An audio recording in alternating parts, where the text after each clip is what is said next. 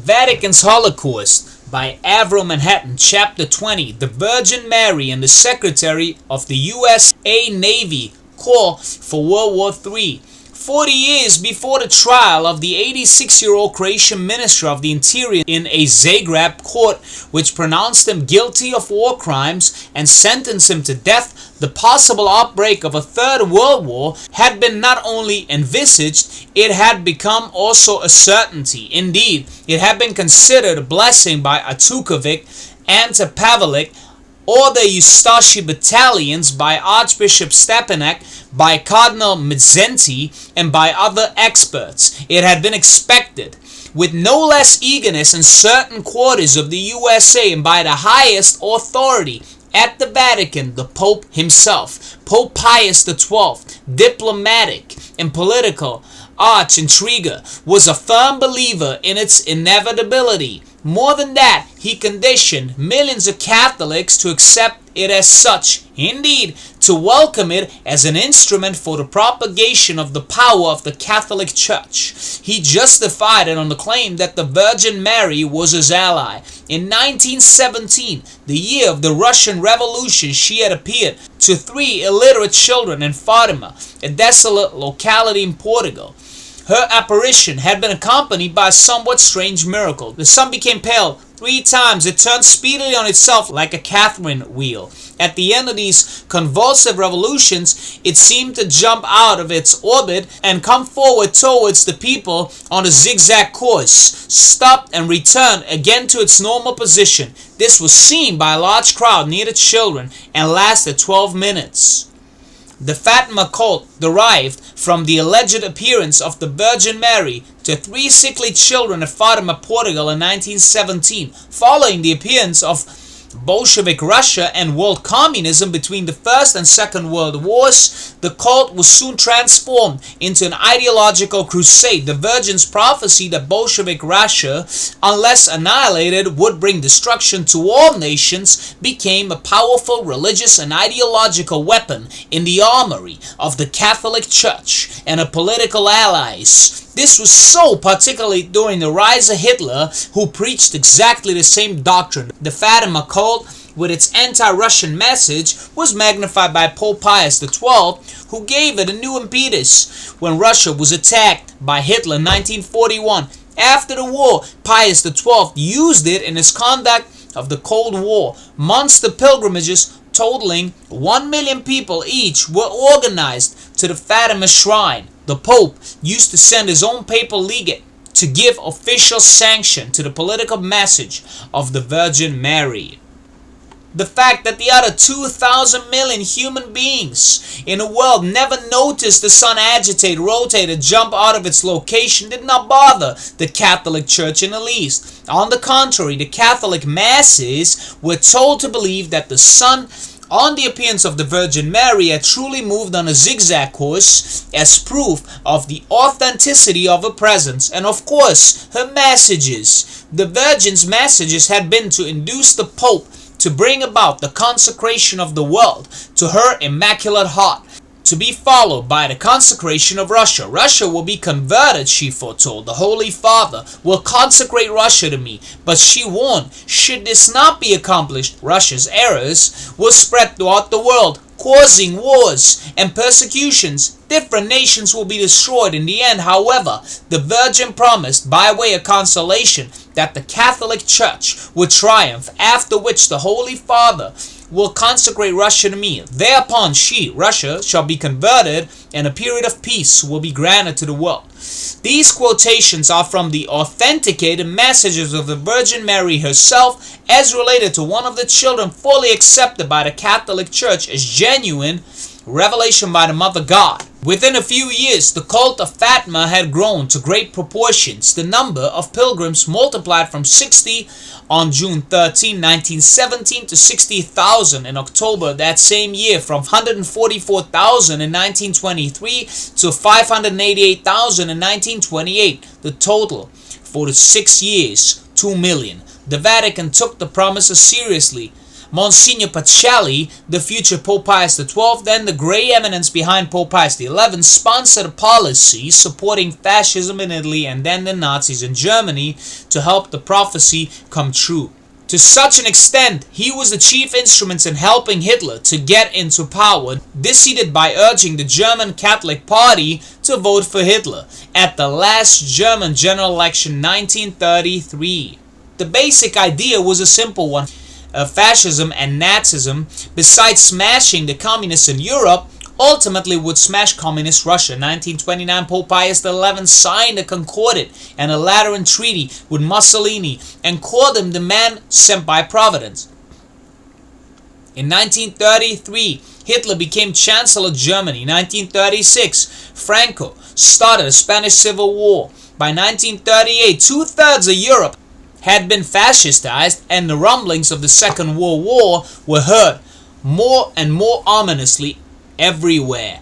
Concurrently, however, Europe had also been Fatimized. The cult of Fatima, with emphasis on the Virgin's promise of Russia's conversion, having been given immense prominence by the Vatican. In 1938, a papal nuncio was sent to Fatima, and almost 500,000 pilgrims were told that the Virgin had confided 3 great secrets to the children. Thereupon, in June of that year, the only surviving child, advised by her confessor, always in touch with the hierarchy and hence with the Vatican, revealed the contents of 2 of the 3 great secrets. The first was the vision of hell, something well known to the modern world. The second was more to the point, a reiteration that Soviet Russia would be converted to the Catholic Church. The third was given, sealed in an envelope, and put in the custody of the ecclesiastical authority, not to be revealed until 1960. The dramatic reiteration of the revelation of the second secret about Soviet Russia immediately assumed a tremendous religious and political significance. The timing of the disclosure could not have been better chosen. The fascist dictatorships were talking the same language, the annihilation of Soviet Russia. The following year, 1939, the Second World War broke out. In 1940, France was defeated. The whole of Europe had become fascist. In 1941, Hitler invaded Russia. The Virgin's prophecy, at long last, was about to be fulfilled. At the Vatican, there was rejoicing, since now Pacelli had become Pope under the name of Pius XII. In 1939, Pius XII encouraged Catholics to volunteer for the Russian front. Catholics, most of them devotees of the Virgin of Fatima, joined the Nazi armies from Italy, France, Ireland, Belgium, Holland, Latin America, the USA, and Portugal. Spain sent a Catholic Blue Division. In October 1941, while the Nazi armies rolled near Moscow, Pius XII, addressing Portugal, urged Catholics to pray for a speedy realization of the Lady of Fatima's promise. The following year, 1942, after Hitler had declared that Communist Russia had been definitely defeated, Pius XII, in a Jubilee message, fulfilled the first of the Virgin's injunctions and consecrated the whole world to her Immaculate Heart. The apparitions of Fatima opened a new era, wrote Cardinal Sorera in that same year. It is the foreshadowing of what the Immaculate Heart of Mary is preparing for the whole world. The new era in 1942 was a totally Nazified European continent, where Russia seemingly wiped off the map, Japan conquering half of Asia, and world fascism at its zenith everywhere.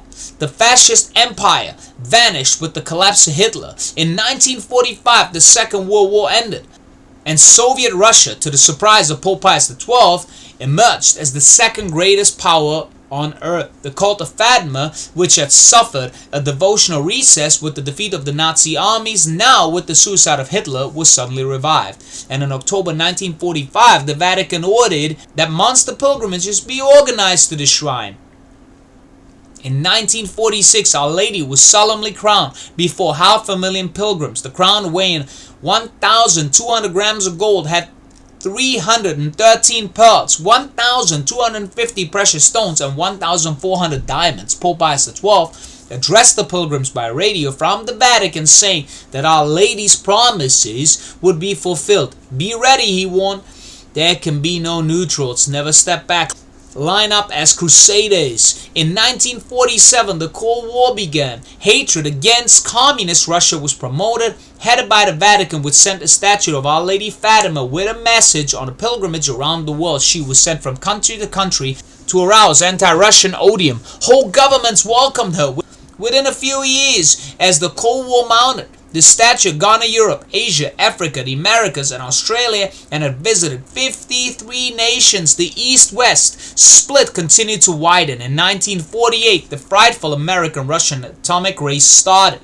In 1949, Pius XII, to strengthen the anti-Russian front, excommunicated any voter supporting the communists, and soon afterwards, American theologians told the USA that it was her duty to use atom bombs. The following year, 1950, the pilgrim statue of Our Lady of Fatima, which started travel in 1947, the very year of the outbreak of the Cold War, was sent by airplane accompanied by Father Arthur Broussard on the direct instructions of Pope Pius XII. Where? To Moscow. There, with the warm approval of Admiral Kirk, the American ambassador, she was solemnly placed in the church of the foreign diplomats. For what specific reason? To wait for the imminent liberation of Soviet Russia. Not content with this, Our Lady appeared in person 15 times to a nun in the Philippines. She repeated a warning against communism, after which a shower of rose petals fell at the nun's feet.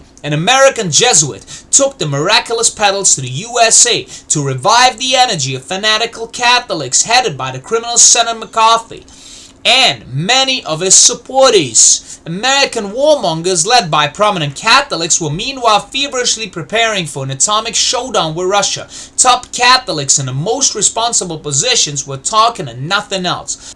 On August 6, 1949, Catholic McGrath, Attorney General, addressing the Catholic stormtroopers of the USA, namely Knights of Columbus, at their convention in Portland, Oregon, urged Catholics to rise up and put on the armor of the church, militant in the battle to save Christianity. Christianity, of course, meaning for Catholic, the Catholic Church. He further urged a bold offensive. In that same year, not a Catholic, one of the most highly placed personages of the U.S. government, James Forrestal, the main crusader against communism at home and abroad, helped Pope Pius XII to win the elections in Italy by sending American money, plus money from his own pocket. James Forrestal, who was in a very frequent contact with the Vatican, with Cardinal Spellman, knew better than anybody else what was going on in certain Catholic and American quarters. For one simple reason, he was none other than the American Secretary for Defense. One day, upon hearing a civil aircraft overhead, he dashed along Washington Street with the most fearful message. "The Russians have invaded us," he shouted.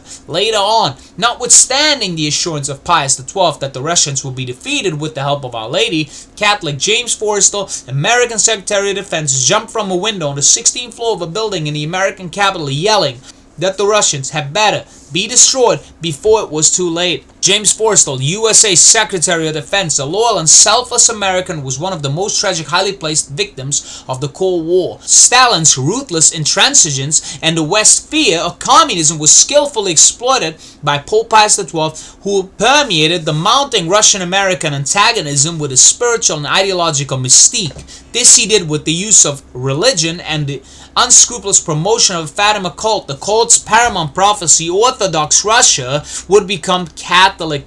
The prophecy's fulfillment implied the military invasion and occupation of Russia by the West. J. Forrestal, methodically briefed by the Vatican on a communist menace, became so convinced of the inevitability of a USA-Russian atomic showdown that he even helped Pius XII to win the elections in 1948 and 49 by contributing funds from his own salary to the Italian Catholic. One day he dashed along Washington Street shouting that the Russian armies had landed in the capital. During the night of 21st, 22nd May 49, he jumped from a window on the 16th floor of the Bethesda Naval Hospital, was killed on impact. The following year, another fanatical Catholic was appointed to another important post. Mr. Francis Matthews was nominated Secretary of the American Navy. On the morning he took the oath of office in June 1949, Mr. Matthews, his wife, and all their 6 children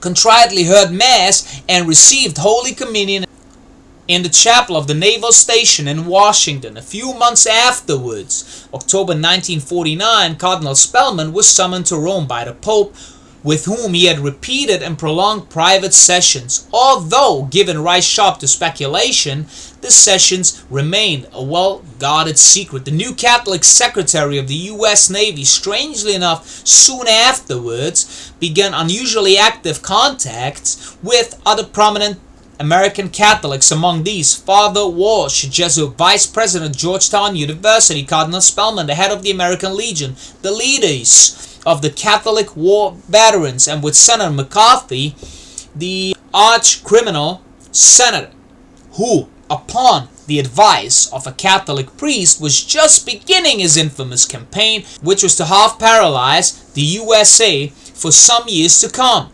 The Catholic press began a nationwide campaign of psychological warfare. Open hints of a quick atomic war were given once more. The culmination of all these activities was a speech delivered in Boston on the 25th August 1950 by Mr. F. Matthews, the Arch-Catholic Secretary of the U.S. Navy. The spokesman of certain forces in the States and in the Vatican called upon the USA to launch an attack upon Soviet Russia in order to make the American people the first aggressors for peace.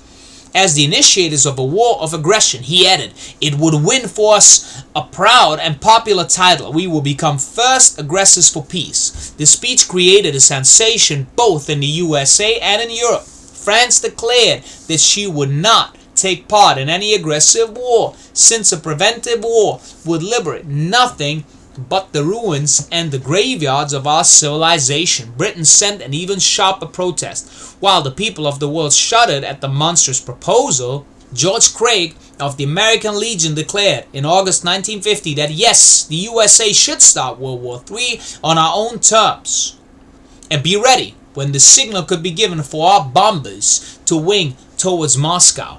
The fact that the advocacy of a preventive atomic war was first enunciated by a Catholic was no more coincidence, for Mr. Matthews, the head of the most important branch of the American Armed Forces, the American Navy, the largest naval war instrument in the world, had become the mouthpiece of his spiritual master, Pope Pius XII.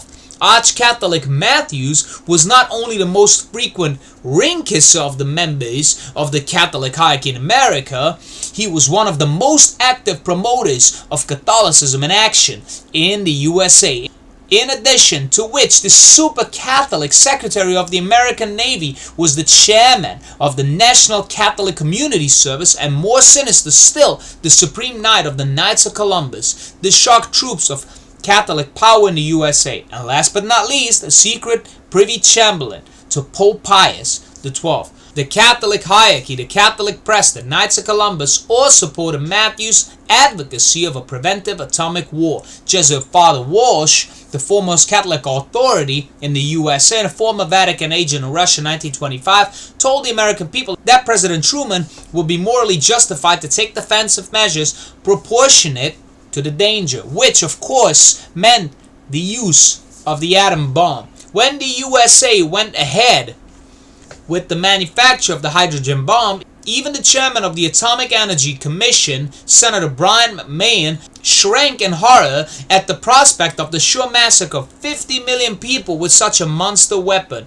Yet Catholics approved of its use. Father Connell declared that the use of the hydrogen bomb by the USA was justified because the communists could utilize the large armed forces to weaken the defenders of human rights. Advocacy of a preventive atomic war by the Supreme Knight of the Knights of Columbus, i.e. Mr. Matthews, assumed horrifying significance when it was remembered that the Secretary of the U.S. Navy war speech did not come as a surprise to certain selected Catholic leaders or even less to the Vatican. How was that? Simply that Mr. Matthews had disclosed the contents of his Boston speech to top Catholics prior to its delivery. In fact, days before it was delivered. Chief among these Catholics was the head of the USA Catholic hierarchy, Cardinal Spellman. Now, it must be remembered that Cardinal Spellman was in continuous personal contact with Pope Pius XII, whose intimate friend and personal advisor in political matters he had been since the Second World War. Cardinal Spellman, moreover, was the counsel and personal friend of most of the influential military leaders of America, so that whatever of importance was known at the Little Vatican in New York, as Cardinal Spellman's residence was called, was instantly known at the Vatican in Rome, and vice versa. Pope Pius XII, had been kept well informed about the whole process long before Matthew's Boston speech. Indeed, the evidence is that he was one of its main tacit instigators. The continuous visits at this time of top USA military leaders to the Pope, 5 in one day, the frequent secret audiences with Spellman, the unofficial contacts with the Knights of Columbus, all indicated that Pius XII knew very well what was afoot. A few years later, in a hate crusade speech broadcast simultaneously in 27 major languages by the world's main radio stations, Pius XII reiterated the morality of a defensive war, that is, of an atom and hydrogen bomb war, calling for, as the London Times somberly described it, what almost amounts to a crusade of Christendom, and what the Manchester Guardian bluntly called the Pope's blessing for preventive war.